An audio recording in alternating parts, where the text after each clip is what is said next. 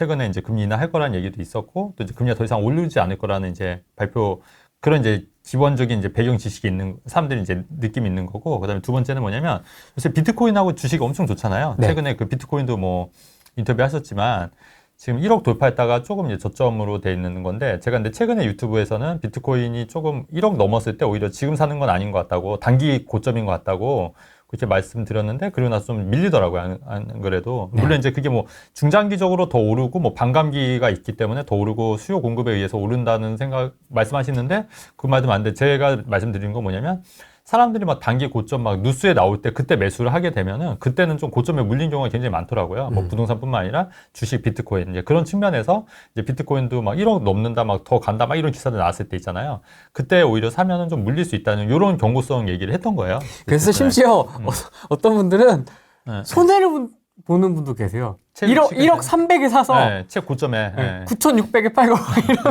이런 경우가 있습니다. 그 변동폭도 못 맞아요. 견디는 못 거죠. 견디니까, 네. 예. 그러니까 그런 맞아요. 분도 계시다. 그러니까 이제 대부분 사람들이 이제 투자할 때 이제 많이 놓치는 부분이 뭐냐면 이제 좋다 오른다 그런 이제 기사들이 나오고 또 주변에서 이제 그런 얘기가 나오면 이제 그때 이제 들어가신 분들이 굉장히 많아요. 이제 사실 이제 그런 분들이 이제 투자 초보분들이고 근데 사실 그렇게 되는 게 이게 머리는 이러면 투자하면 안 되는 거 알지만은 이제 마음이 그렇게 움직이는 거거든요. 마음이. 그러니까 본능적으로 남들이 사니까 나도 지금 빨리 들어가야 될 것 같다. 그 욕구를 못 참는 거예요. 그러니까 그때 이제 누르는 거죠. 네. 이제 매수를 하게 되고. 근데 그거를 해서 좀 기다리면 말씀하신 대로 좀 기다리거나 좀 이렇게 좀 아니면 분할 매수 전략으로 가면 되는데 또 이제 떨어지면은 또 못 참는 거예요. 이거를 막 불안하고 떨리고 이거 망하면 어떻게 하지? 그러니까 이제 마이너스. 그러니까 또 그거를 또 매도하는 거예요. 그래서 실제로 비트코인 하셔서 돈을 버신 분들도 물론 계시지만 또 의외로 돈을 많이 날리신 분들 굉장히 많아요. 그러니까 그걸 못 견디더라고요. 못 견디니까. 네. 예. 그러니까 그래서 사실은 투자라는 게 제가 볼 때는 주식이건 부동산이건 뭐 이런 비트코인도 모든 투자 사람이 비슷한 게 뭐냐면 일단은 내 마음가짐을 먼저 자리 잡고 나서 하는 게 맞는 거지 그게 안 되는 사람들은 사실 투자하시면 안 된다. 그렇게 막 왔다 갔다 하시는 분들은 불안해서 어떻게 해요? 그다음에 실제로 비트코인은 또 밤새 또 보니까 밤에 밤잠 못 자시는 분들 되게 많을걸요? 이게 좀 브레이크 타임이 있어야 될 것 같은데 24시간 돌아가니까 계속 보잖아요. 다들 막 눈이 네. 시뻘개져가지고 새벽에 일어나고도 보는 사람도 계속. 저도 잠깐 비트코인 잠깐 있었는데 저도 보게 되더라고요. 얼마 안 들어 소액인데도 불구하고 보게 돼요. 저도 보게 돼요. 소액인데도 불구하고 그다음에 저희 와이프도 비트코인 좀 있어요. 저희도 그러니까 없는 건 아니에요. 근데 그때 한참 때 이제 높은 가격에 샀다가 지금 이제 거의 보니까 회복했더라고요. 원금 이상 회복했는데 많은 건 아니고 익절이네. 익절은 아니고 이제 할 수 있는 수익 구간이죠. 그래서 제가 막 팔라고 이제 이제 팔아. 얼마 안 되잖아요. 이제 본전 넘었으니까 팔아야 하는데. 이제 좀 더 기다려 보겠다고 하더라고요. 뭐 일단 근데 큰 돈은 아니고 그냥 조금. 그래도 네. 이렇게 돼 있고 저도 예전에 뭐 코인 같은 경우에는 뭐 이상한 잡 코인을 누가 좀 괜찮다고 해서 약간 소액으로 샀었다가 그거 좀 손해 본 적도 있고 그런 경험도 있고 했는데 저는 좀 안 맞더라고요. 이게 왜냐면은 이게 부동산은 딱 묻어두고 이제 하면 되는데 시시각각을 봐야 되니까. 안 보면 되잖아요. 근데 그게 쉽지 않더라고요. 저도. 사고 앱을 지우고. 이렇게. 근데 그게 또 쉽지가 않더라고요. 또 그 왜 잘못 지었다가 또 뭐 지갑 같은 거 잃어버릴 수도 있는 거 아니에요? 그죠? 그런 거에서 그런 것도 있고. 저도 계속 보게 돼요. 심지어 뭐 아니잖아요. 매출표도 계속 실시각으로 보는데 CCTV 보고 실시각으로 보는데 보게 되는 것 같아요. 그래서 그런 거 사람인지라 그렇게 되는 거기 때문에 그런 거는 조금 이제 투자할 때 좀 조심해야 된다. 근데 이제 제가 이 말씀 왜 드리냐면은 지금 주식도 올랐고 비트코인도 올랐고 다 올랐어요, 지금. 근데 사실 종착지가 요새 그 비트코인 수익 인증하는 게 결국 팔아서 압구정 현대아파트 산다 뭐 이런 기사 보셨을 거예요. 결국엔 이제 부동산이잖아요. 네. 네. 왜냐면 사람들도 아는 거예요. 이게 왜냐면은 비트코인 계속 신경 써야 되고 또 이게 환급을 해서 내가 부동산을 묻어둬야겠다. 강남 아파트를 사야겠다. 뭐 강남 건물을 사야겠다. 이런 생각들이 있기 때문에 결국 종착지는 부동산이라기 때문에 이게 제가 볼 때는 그런 돈들이 지금 어느 정도 그러니까 예를 들어서 뭐 저점에 사셨던 분들은 지금 어쨌든 익절 구간이 한 5배 올랐으니까 대여섯 배 올랐으니까 1년 만에 한 그 정도 올랐으니까 뭐 이거 익절해서 이제 또 다른 거 부동산 사실 수도 있고 뭐 이렇게 하시게 되면은 저희가 이제 그런 부동산을 이제 길목을 지키면 부동산도 좀 오를 여지가 있겠다. 이렇게 생각을 하는 거고 저는 그 시점이 3월 말로 봤는데 지금 최근에 좀 그렇게 분위기가 좀 이어지고 있는 거죠. 그런 거 궁금해 하시는 분들도 있는데 이 지금 주식하고 코인장이 굉장히 네. 좋다 보니까 네네. 요게 이제 좀 한번 사이클이 돌고 나면 이제 익절 시즌이 와서 이렇게 한번 싹 네. 지나가고 나면 네. 부동산에도 좀 훈풍이 불 수 있을까요? 라는 질문. 그렇죠. 네, 저도 그렇게 생각하는 거예요. 아무래도 그러니까 사람들이 그러니까 예전에 제가 한번 방송에서도 한번 얘기하고 제 책을 쓴 적이 있는데 신라젠 직원이 와가지고 현금 20억 갖고 왔다고 상담 받으러. 근데 그때 이제 위례신도시 아파트 제가 사드렸다고 했잖아요. 네. 그때 이제 절반만 이제 입절해서 위례신도시하고 남은 10억은 이제 그냥 주식을 갖고 있는 건데 대부분 이제 현명한 사람들은 이제 근데 신라젠이 그 이후로 완전히 바닥이잖아요. 그렇죠. 완전 그렇더만요. 꽝꽝. 네. 근데 그분은 이제 완전히 이제 고점에서 매도를 해서 이제 그 위례신도시 아파트를 샀으니까 굉장히 잘한 케이스고 대부분 이제 현명한 투자자들이 이제 돈을 또 불리는 것도 중요한데 또 제가 보니까 지키는 것도 굉장히 중요한 것 같아요. 그러니까 불리기를 잘하는데 지키지 못하는 분들도 간혹 계세요. 그러니까 예를 들어서 뭐 한참 돈을 잘 벌었다가 또 금방 날리신 분들 많이 봤거든요. 그래서 그렇기 때문에 근데 돈을 잘 지키기 위해서는 참 부동산만한 게 없지 않냐. 저는 또 그렇게 생각하거든요. 왜냐하면 부동산은 뭐 망할 일도 없고 뭐 무너지는 것도 아니고 무너지더라도 땅이 남는 거고 그리고 이제 뭐 월세나 전세를 받을 수 있는 것도 있기 때문에 이제 부동산이 훨씬 그런 측면에서는 안정적이고 또 이제 그런 돈의 흐름이 부동산으로 충분히 갈 수 있다 이렇게 판단하는 거죠. 미래를 읽으시잖아요.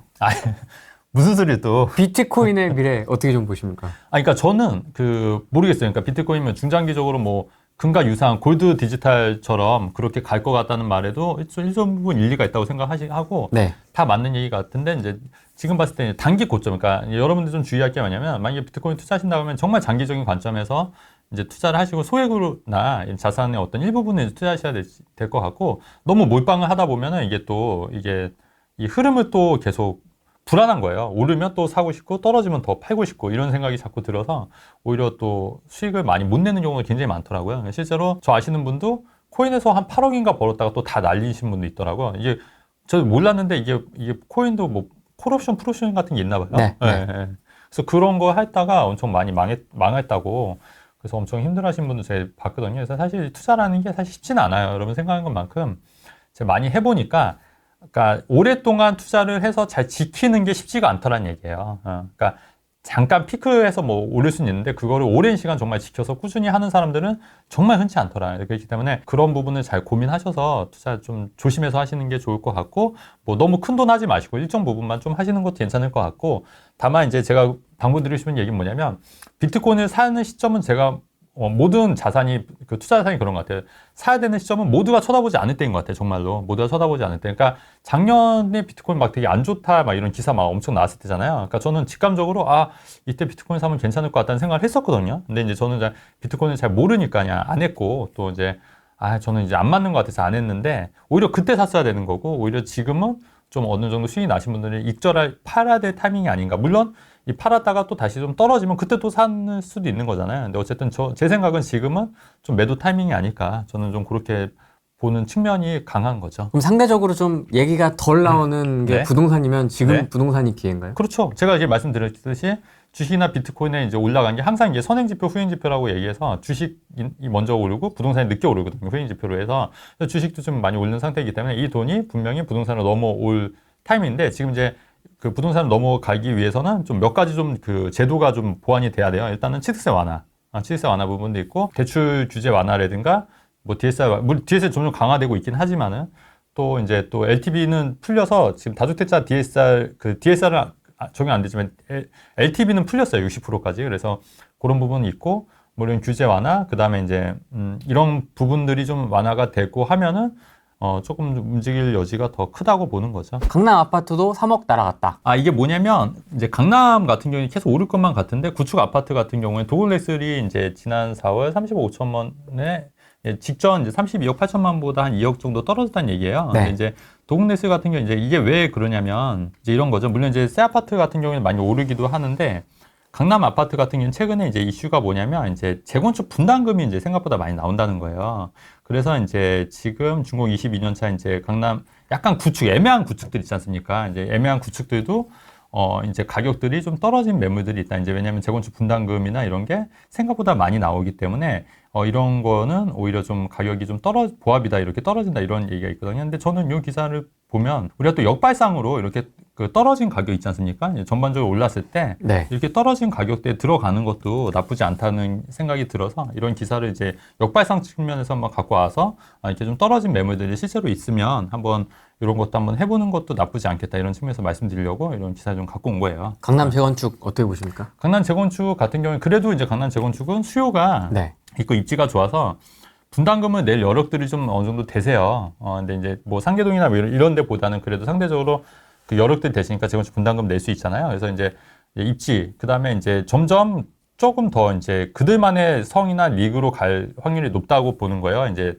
점점 이제 더 양극화가 되는 부분도 있고, 이제 왜냐하면 다 성공하신 분들이 다 강남에 살려고 하는 측면이 강하잖아요. 그렇기 네. 때문에 저는 중장기적으로 뭐 비트코인만큼 나쁘지 않다고 봐요. 강남 아파트도. 이제 다만 그 와중에 이제 좀 편차가 있을 거 아닙니까? 근데 요 그런 편차를 이용한 그 타이밍을 잘 재고 들어가야죠. 그러니까 예를 들어서 지금 만약에 재건축 분담금 이슈가 많아서 네. 이제 애매한 뭐 20년, 30년 차 아파트가 좀 주춤하고 있다. 이럴 때는 오히려 들어갈 타이밍이라는 거죠. 오히려. 그 한 몇 달 전인가 왜 그 네. 노원 네. 재건축 관련돼서 뭐 3억 폭락 뭐 이 얘기 나왔을 네네. 때처럼. 네. 그렇죠. 예. 그때 그 이후로 좀 반등하지 않았나요? 그때? 모르겠습니다. 네. 시거를까는. 네. 그러니까 그때도 오히려 그때 뭐 최저가 뭐 완전 바닥이다 이럴 때 오히려 그때가 저는 더 기회라고 보는 거예요. 그러니까 우리가 항상 저도 이제 투자를 항상 보면은 오래 해보니까 그런 것 같아요. 오히려 역발상으로 투자할 때가 수익률이 정말 높았어요. 가장. 역발상. 그러니까 안 좋다 할 때 들어가는 게 정말 최고인데 근데 그게 쉽진 않아요. 저도 쉽지가 않고 네. 저도 못 들어왔잖아요. 비트코인 막 안 좋다 할 때. 그때 사실 들어가면 된다는 걸 머리로 인식하지만 저도 못했잖아요. 그러니까 그것도 놓치는 거잖아요. 근데 그리고 나서 지금 막 1억 정도 올라가니까 사람들이 어때요? 지금은 막 들어가려고 서로 아우성이잖아요. 네. 그런 거 보면 너무 웃기잖아요. 너무 웃긴 거예요. 그러니까 사실은 그때 들어갔어야 돼요. 2천만 원, 3천만 원 할 때 뭐 주식도 마찬가지고. 근데 그때는 못 들어간다니까요, 사람들이. 저도 마찬가지고. 그러니까 그게 이게 심리가 그렇게 안 되는 거예요, 이게. 그래서 투자가 힘들다고 자꾸 말씀을 드리는 거예요. 그러니까 여러분 이제 경험해 보시면은 제 말 더 이해하실 거예요, 실제로.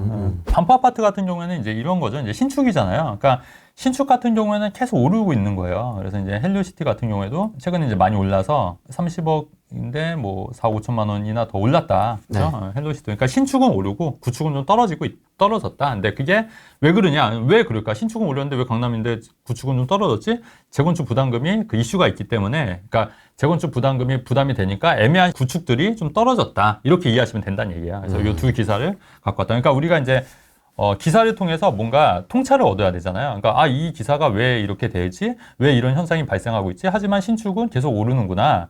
이제 그러면 강남에 대한 수요는 계속 여전히 꾸준히 있는 거구나. 이렇게 이해를 하시면 된다는 얘기죠. 네. 보통 저 같은 사람들은 헤드라인만 보거든요. 올랐구나, 떨어졌구나. 네네. 이것만 보는데. 근데 그게 왜 떨어졌지? 왜 올랐지?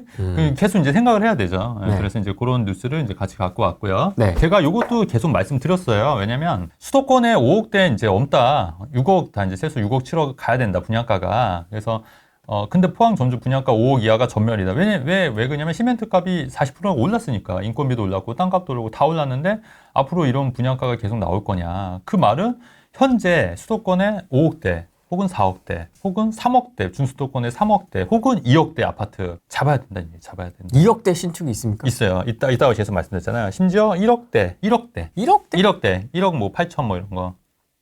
그런 거는 제가 볼 때는 괜찮다. 근데 그거를 잡기가 쉽지가 않다. 왜냐면 더 떨어질 거라고 생각한다, 사람들은. 네. 왜냐면 지금도 마피 있다. 마피 있어요, 마이너스 P. 분양권인데 마이너스 P가 있단 말이에요. 근데 그런 걸 잡아야 되는데 사람들은 못 한다니까요. 오히려 오른 걸 잡고 싶은 거지. 떨어진 거 잡기가 힘든 거예요. 똑같아요. 비트코인도 떨어질 때 사야 되는 거 알잖아요. 근데 못 사잖아요. 올랐을 때 더 사려고 사람들이 달려드는 것처럼 이제 그런 것들. 예를 들어서 천안 같은 경우 힐스테이트 두정역 같은 경우도 분양가가 5억 5천이라는 거예요. 네. 그래서 시세세 뭐 이런 거 가면 거의 6억이지 않습니까? 근데 앞으로 이런 거는 점점 더 이제 해질 거다. 분양가는 계속 오를 거다. 그래서 5년 전에 비해서도 30%가 뛰었던 거고요. 서울은 말도 못 하고요. 11억 2천이고 뭐 지방도 5억 4백. 그러니까 평균 분양가가 이제 최소 5억 이상은 된다고. 그러니까 지방도 저 시골도 건축비만 따져도 건축비가 3, 4억 될 거다. 건축비만 땅값 빼고요. 그렇기 때문에 그런 부분을 잘 판단하셔서 아직도 기회는 여전히 있다. 전 그렇게 이제 생각을 하는 거예요. 서울 11억, 지방 6억, 그쵸. 5억. 근데 서울은 이제 그게 이제 건축비인 거고 땅값까지 포함하면 뭐 거의 뭐 뭐 12억, 18억, 뭐 좋은 입지에는 뭐 거의 18억 뭐 이렇게 하는 거고 그렇지 않습니까? 예, 좋은 입지에 따라서 또 달라지는 거죠 분양가는. 네. 그래서 분양가는 이제 계속 오를 것 같고 그다음에 그래서 요거는 그 제가 말씀드리고 싶은 건 뭐냐면 그 특공 있지 않습니까? 그래서 보면은 신혼부부 특별공급 수도권과 지방을 가리지 않고 인기가 떨어지고 있다. 왜냐하면 분양가가 계속 오르니까 아무래도 의미가 좀 없어지는 거잖아요. 이제 이런 부분도 같이 좀 고민해서 이제 너무 특공으로만 이제 청약을 노리는 거 전략보다는 네. 그러니까 이미 오른 거를 특공하는 것보다는 이미 이제 분양권 중에서 좀 저평가돼 있는 것도 분명히 있을 거란 얘기예요. 심지어 마이너스 비 그런 거를 사는 게 오히려 현 시점에서는 더 맞는 거다. 특공 노리지 말아라. 그 말씀도 드리고 싶은 거예요.